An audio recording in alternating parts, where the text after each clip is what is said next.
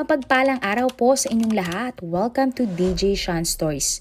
Turn on your notification bell, like and subscribe para sa crime stories araw-araw. August 2024, ang isang Pinay at ang kanyang anak na hindi pa naisisilang sa Hawaii ay bigla na lamang nawala na parang bula. At dahil nga sa kanyang pagkawala, kinasuhan ang kanyang mister na isang sundalo at ito ay nakulong. Pero ang nakakalungkot, hanggang ngayon ay hindi pa din nahanap ang Pinay na ito. Ating ngang tunghayan ang nangyari kay Misha Maybelline. Ang babae sa ating kwento ngayon ay ang Pinay na si Misha Maybelline Kaalohilani Johnson, 19 years old. November 20, 2005 nang ipinanganak si Misha sa Hawaii. At taong 2007 naman nang binawian ng buhay ang kanyang ama. Kaya naman si Misha at ang tatlo pa niyang mga kapatid ay mag-isang pinalaki ng kanilang nanay na si Frances. Pangatlo si Misha sa apat na magkakapatid. Si Misha ay isang Pinay na naninirahan sa Hawaii. Nagmula sa isang malaki at mapagmahal na pamilya si Misha. At dahil dito, hindi nga katakataka na si Misha ay lumaking mapagmahal na tao. Bukod doon, kilala din si Misha na masayahin at mapagbirong babae. Tulad ng ibang kaedad ni Misha, ang dalaga ay madalas dumalo sa mga kasiyahan. Kaya nga kalaunan nakilala ni Misha ang isang lalaki habang siya ay nasa isang party. At ang lalaki na ito ay kinilalang si Dwayne Arthur Johnson II, 28 years old. Ang lalaki ay mula talaga sa Maryland sa Amerika. At taong 2022 nang nag-enlist sa US Army si Dwayne. Si Dwayne ay aktibong miyembro noon ng US Army at may rango na Private First Class. Naka-assign ang sundalo sa 25th Infantry Division ng June 2023 at nagsilbi nga bilang Cavalry Scout. Ayon sa mga kasamahan ni Dwayne sa platoon, napakatahimik na tao na lalaki. Hindi daw ito nakikisalamuha sa kanila at lagi nilang nananahimik sa isang tabi. At ayon naman sa ibang mga balita, hindi kailanman nade-deploy pa si Dwayne sa ibang lugar bilang sundalo. At simula nga na magkakilala si Dwayne at Misha, nagpalitan sila ng mga numero, nag-usap sa text at mga tawag. Hindi nagtagal, nag-date na nga ang dalawa. Enjoy na enjoy sina Misha at Dwayne kapag sila ay magkasama dahil tila sila ay magka-vibes ng kanilang mga ugali. At ang pagkakaibigan nga ni Misha at Dwayne ay nauwi sa pagmamahalan kahit na halos 10 taon ang agwat ng kanilang mga edad. September 2023 nang ipinakalala ni Misha si Dwayne sa kanyang pamilya. At kalaunan ng November 20, 2023 nang ikinasal nga sina Misha at Dwayne sa mismong araw ng kaarawan ng dalaga. Sa TikTok account ni Misha makikita nga ang pagmamahala ng dalawa. Madalas kumain sa labas ang dalawa o di kaya naman ay mag-road trip. At ayon pa sa mga nakakakilala sa mag-asawa, sila ay halos hindi na mapaghiwalay. At matapos nga ang kasal, tumira ang dalawa sa isang bahay sa Schofield Barracks, isang army base sa Hawaii. At ng February 2024, ang pagmamahala ni Misha at Dwayne ay agad na nagbunga at nagbuntis si Misha. Sobrang saya nga ng Pinay dahil pangarap niya talagang magkaroon ng anak. Mahilig din si Misha sa mga bata at sobrang excited nga siya na alagaan ang kanyang magiging anak. Pero sa kasamang palad, ang unang pinagbubuntis ni Misha ay hindi natuloy. Ngunit, ng March 20, 2024, inanunsyo muli ni Misha na siya ay muling nagdadalang tao. Napakasaya nga ng pamilya ng dalaga dahil 3 miyembro ng kanilang pamilya ay sabay-sabay na nagbubuntis noon. At nang 6 na buwan pa lamang nga ang pinagbubuntis ni Misha, nasabi na niya sa kanyang nanay na si Frances na nakaisip na ang Pinay nang ipapangalan niya sa kanyang anak na babae. Isa sa mga pangarap at gusto naman ni Misha ay maging isang momtrepreneur. Pangarap ni Misha na manatili lamang sa bahay kasama ang kanyang pamilya habang pinapatakbo niya ang kanyang mga negosyo. Nagtitinda kasi online si Misha ng mga accessories at pagkain. Kalaunan, naging malapit din ang asawa ni Misha na si Dwayne sa pamilya ng Pinay. Malugod naman ang pagtanggap ng buong pamilya ni Misha sa sundalo. Maging sila ay nakikita nga na mahal ni Dwayne ang Pinay na si Misha. Hanggang sa isang araw, ikinagulat na nga lamang ng pamilya ni Misha ang isang tawag na natanggap nila mula kay Dwayne. Ayon sa tawag ng lalaki, July 31, 2024 pa nang huli niyang nakita at nakausap ang kanyang misis. At maaga daw nga natulog ng gabing iyon si Dwayne. At August 1, 2024 umano ng umaga, nagising si Dwayne pero wala na sa bahay niya ang kanyang asawang si Misha. Iniwan umano ni Misha sa kanilang bahay ang kanyang wallet, phone, keys at ID. At dahil nga sa tawag na ito, labis na nag-alala ang pamilya ni Misha, lalo na at ito ay 6 na buwang buntis. Tinawagan nila at tinext si Misha pero ni isang beses ay hindi sumagot ang babae. Kasabay nito agad namang nag-file ng missing person report si Dwayne para sa pagkawala ng kanyang asawa. Sinabi ni Dwayne sa mga pulis na si Misha ay emotionally distraught bago ito nawala. Nagulat naman ang pamilya ng Pinay na ganon ilarawan si Misha ng kanyang sundalong mister. Wala naman daw kasi silang napansin kay Misha na stress ito bago mawala. Mula noon kung saan na nga hinanap ni na Frances at Dwayne si Misha. At nag-post nga ang buong pamilya ni Misha sa social media tungkol sa pagkawala ng babae. Inilagay nila sa Facebook ang lahat ng impormasyon tungkol kay Misha at kung anong numero ang kanilang dapat tawagan para kung sino man ang makapagbibigay ng impormasyon. Nakalagay nga sa missing poster na si Misha ay may taas na 5'2" at may bigat na 77 kg at may malaking tattoo na dragon sa kanyang likod. Sinabi din nila sa description na madalas puntahan ni Misha ang mga lugar na Ewa Villages at sa area ng Waikiki. Ay nga sa nanay ni Misha na si Frances, wala namang ipinakita si Dwayne na para sila ay magduda na may kinalaman ito sa pagkawala ni Misha. Mapagkakatiwala naman daw kasi ang lalaki at mabait. Dagdag pa ni Frances, binigyan nila si Dwayne ng benefit of the doubt. Pero ang lahat ng iyon ay nagbago dahil ang pakikipag-cooperate ni Dwayne sa paghahanap sa asawang si Misha ay unti-unting nabawasan. Hindi na nakikipag-cooperate si Dwayne sa mga pulis at hindi na din nakikipag-ugnayan ang sundalo sa pamilya ng Pinay. Kaya naman naguluhan ang buong pamilya ni Misha sa ikinilos ni Dwayne. Tila daw biglang nagbago ang ugali nito at nawala na ng pake sa pagkawala ng kanyang muntis na misis. Kaya naman itinion na lamang ni Frances at ng kanyang pamilya ang paghahanap kay Misha. Linggo-linggo ang kanilang search party para makita si Misha. Sa isang interview, ikinuwento ng pamilya ni Misha ang lahat ng impormasyon tungkol kay Misha bago ito nawala. At July 11, 2024 na nagkita pa sina Misha, Dwayne at Frances sa Costco. At iyon na nga daw ang huling pagkakataon na nakita si Misha ng kanyang pamilya. At July 12, 2024 naman nang nakausap pa sa text ni Misha ang nanay ni Dwayne para pag-usapan umano ang pangangaliwa ng sundalo.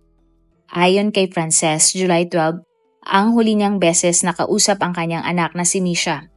At nasabi nga daw ng kanyang anak ang tungkol sa pangangaliwa umano ni Dwayne. Inilabas naman ng pamilya ni Misha ang mga ebidensya na may kachat umanong 17 years old na babae si Dwayne. Ang chat nga ay nangyari ng July 15, 2024. Sa chat, niyayaya ni Dwayne ang dalaga na sila ay mag-meet up pero sumagot ang dalaga ng hindi. Ayaw niyang makipagkita sa lalaki dahil alam niyang may asawa na ito at magkakaroon pa ng anak. Sinabi din ng pamilya ni Misha na hindi lang isang babae ang binibiktima ni Dwayne at tila daw isang pedophilia ang sundalo. Ibig sabihin, hilig ng sundalo na magkaroon ng karelasyon na mas bata sa kanya. Ayon nga sa kapatid ni Misha na si Mariana, may plano silang magkita ng kanyang kapatid para kumain sa labas bilang selebrasyon dahil pareho nga silang buntis. Pero hindi nagpakita sa restaurant si Misha. At bandang 6:30 ng gabi nang tinext at tinanong ni Mariana si Misha kung bakit hindi siya sumipot sa kanilang meet-up. Nag-reply naman si Misha at sinabing siya ay nasa bahay, masama ang kanyang pakiramdam at nagsorry sa kanyang kapatid. Pero sinabi ni Mariana nang nabasa niya ang mga text na ito, pakiramdam niya hindi na si Misha ang nagte-text ng mga mensahe. Mula noon, nakakatanggap naman si Mariana at ang iba pang kamag-anak ng Pinay ng text mula kay Misha. Pero napansin nga nila nakakaiba ang paraan ng mga text nito na tila ba hindi na si Misha ang nagsisend ng mga mensahe. August 3, 2024 nang naglabas ang mga pulis ng pabuya na 557,000 pesos sa kung sino man ang makakapagturo kung nasaan si Misha. Ngunit kahit napakalaki na ng pabuya, walang nakapagturo sa kinaroroonan ni Misha. Wala namang tigil ang mga pulis sa pag-iimbestiga sa pagkawala ng Pinay. at ang investigasyon nga ay nagkaroon ng nakakagulat na resulta kalaunan. Dahil ng August 7, 2024, inaresto si Dwayne ng United States Army Criminal Investigations Division at ikinulong sa Military Pre-Trial Confinement sa Hawaii. Siya ay kinasuhan ng US Army Council tungkol sa pagkawala ng kanyang misis na si Misha. Pero hindi na nagbigay pa ng eksaktong detalye ang US Army Council sa mga kinakaharap na kaso ni Dwayne. Ayon sa kanila, patuloy nga ang investigasyon at maaring madagdagan ang mga kaso laban kay Dwayne tungkol sa pagkawala ni Misha. Nagulat naman ang pamilya ni Misha na may kinalaman pala si Dwayne sa pagkawala ng babae. Hindi nila inakala na ang sundalo na si Dwayne na siyang dapat pro-protekta sa kanyang misis at magiging anak ay siya pa palang dahilan ng pagkawala ng mga ito. Tila naman nadurog ang puso ng pamilya ni Misha matapos nilang matanggap ang nakakalungkot na impormasyon na ito sa mga pulis. Ayon sa mga pulis, maraming forensic evidence na nakuha mula sa bahay ni Misha at Dwayne. Ang mga ebidensya nito ay nagsasabing may nangyari nga sa loob ng bahay at walang sinumang babaeng makakalabas pa ng buhay sa ganung sitwasyon. Pinaniniwalaan nga na napakabigat ng mga forensic evidence na nakita na nagsasabing ipinagpapalagay na nga ng mga pulis at ng CID na patay na si Misha kahit na hindi na natagpuan pa ang kanyang mga labi. Buong tapang naman sinabi ng nanay ni Misha na si Frances na bilang magulang gusto pa niyang sabihin at paniwalaan na buhay pa ang kanyang anak na si Misha. Pero dahil nga sa dami ng mga ebidensya, napakasakit daw tanggapin ang katotohanan na hindi na nila makakasama pa si Misha at ang anak nito kailanman. Minuminuto kada araw tinitiis ni Frances ang napakasakit na katotohanan na ito. Ngunit kahit na ganon, hindi pa din tumigil sina Frances at ang mga kaibigan ni Misha sa paghahanap sa kanya. Pero medyo dismayado nga sina Frances dahil may mga lugar sa Hawaii na hindi pwedeng ma-access ng publiko. Mga lugar na pwede nga nilang hanapin si Misha. Naniniwala naman ang mga pulis na malaki ang maitutulong ng publiko para malaman ang buong nangyari tungkol sa pagkawala ni Misha. Inanunsyo nga ng mga pulis na ang timeline na kanilang tinitingnan ay nangyari pa ng July 12, 2024 hanggang August 1, 2024. Sinuri nga ng mga pulis ang mga CCTV na malapit sa bahay ng mag-asawang Johnson. Pero wala silang nakuhang impormasyon na nagsasabi kung ano ang nangyari sa Pinay ng gabi na iyon. Ayon sa mga pulis, mayroon na silang timeline ng pangyayari pero may mga malilit pang detalye na kulang para mabuo ang kanilang timeline. At nakikiusap nga ang mga pulis sa publiko na lumutang at lumapit sa mga otoridad kung may nalalaman sila o di kaya naman ay nakausap nila sina Dwayne at Misha bago ang pagkawala ng Pinay. August 11, 2024 naman ang sinabi ng kapatid ni Misha na si Mariana na kahit daw umano madalas nakakaramdam ng matinding lungkot si Misha, ngayon lang ito hindi kumontak ng ganong katagal sa kanyang pamilya. Malaki naman ang pasasalamat ni Mariana sa mga taong nag-share sa larawan ng kanilang pinost para mahanap ang Pinay. August 21, 2024 naman naglumabas ang balita na may mga saksi na nakakita kay Dwayne noong July 13 na bumili ang sundalo ng mga tool at cleaning supplies. At ang ikinilos nga ni Dwayne na ito ay kakaiba para sa mga pulis. At katanungan nga nila, bakit naman bumili ng mga cleaning supplies ang sundalo? Sa isang interview kay Frances ng August 23, 2024, napaluhod na lamang ang Pinay habang nakikiusap sa publiko na tulungan siyang mahanap ang labi ng kanyang anak kasama ang pinagbubuntis ni Misha. Nang sa gayon nga ay mabigyan naman ng maayos na libing si Misha at ang kanyang hindi pa naisisilang na anak. Ayon kay Frances, siya ay nabigo bilang isang ina at nabigo ang kanyang anak na si Misha dahil sa nangyari sa Pinay. Umiiyak si Frances habang hinihingi ang tulong ng mga tao sa buong Amerika para matagpuan ang labi ni Misha. August 27, 2024 nang formal nang kinasuhan si Dwayne ng United States Army Criminal Investigations Division. Ang mga kaso ay making false official statements, obstruction of justice, at kaso tungkol sa pagpapakalat ng malaswang mga larawan at video. Nakakulong pa din sa military confinement si Dwayne at hindi nagbigay ng kanyang salaysay tungkol sa mga kaso na kanyang kinakaharap. November 4, 2024 naman nang lumabas ang balita na kinasuhan na si Dwayne para sa pagpatay niya sa asawang si Misha at sa kanilang anak na hindi pa isinisilang. Kinasuhan si Dwayne ng murder, intentionally killing her preborn child, obstruction of justice at kaso tungkol sa pagpapakalat nga ng malalaswang mga larawan at video. Sa kabuuan, 5 nga ang mga kaso ni Dwayne at mayroon pa siyang 19 specifications na may kinalaman sa pagkawala ni Misha at ng kanilang anak. Sa isang ngang panayam kay Frances, sinabi niya na araw-araw niyang dala-dala ang sakit na hanggang ngayon hindi pa din nahahanap ang labi ng kanyang anak at apo. Ayon pa sa kanya, wala siyang gustong sabihin sa kanyang manugang na si Dwayne. Ang tanging hiling daw ni Frances ay sabihin o aminin nga ni Dwayne kung nasaan ang labi ni Misha. At ayon nga sa prosecution, may mga hamon sila na kakaharapin kapag sumapit na ang trial. Kailangan kasi ng prosecution na maipakita ang mga ebidensya at ang posibleng motibo ni Dwayne para patayin niya si Misha. Dapat din maipakita ng prosecution sa judge na talagang pinatay ni Dwayne si Misha kahit na hindi pa natatagpuan ang labi nito. Ang pinakamabigat kasing ebidensya laban sa isang suspect sa kasong murder ay ang labi ng kanyang biktima. Hindi naman nakatulong sa investigasyon ang cellphone ni Misha at ni Dwayne dahil ang mga ito ay encrypted o ang laman ng mga ito ay burado na. Ang built-in software naman sa kotse ni Dwayne ay kailangan pa ng subbina para makalkal ng mga pulis. Nabuksan naman ito ng mga pulis pero maraming detalye tulad ng GPS ay burado na din. Sa ngayon ay ipinagpapatuloy pa din ng pamilya ni Misha ang paghahanap sa kanya.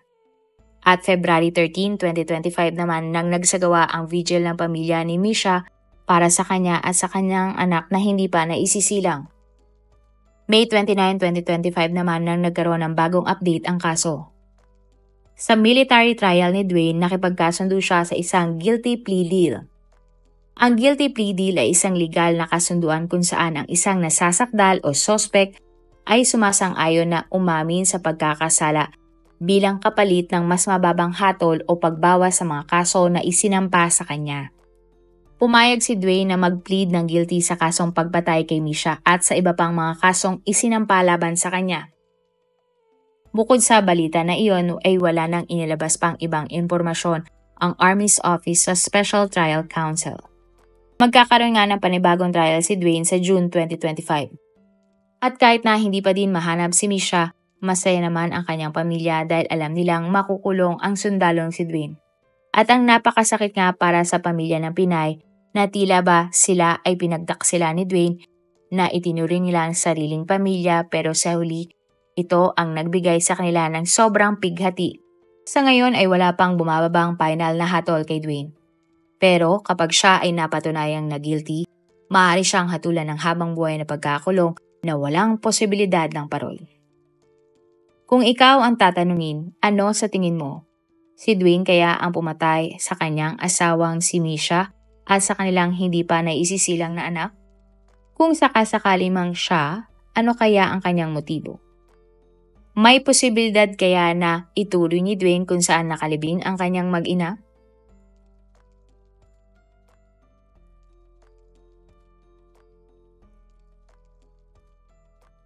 Marami pong salamat sa inyong panonood. Meron ba kayong mga kwento na gusto nyong i-share sa ating mga manonood? O kung may personal po kayong kwento na gusto nyong i-feature sa ating channel, i-comment down below nyo lang ang inyong mga suggestions. Para naman po sa dagdag kalaman, i-subscribe nyo din po at i-follow ang ating iba pang YouTube channel katulad ng Tagalog Facts and Mysteries by DJ Sean at Manila Boy Wonder Philippines. Marami pong salamat sa pagsuporta nyo sa aming mga channel. God bless everyone!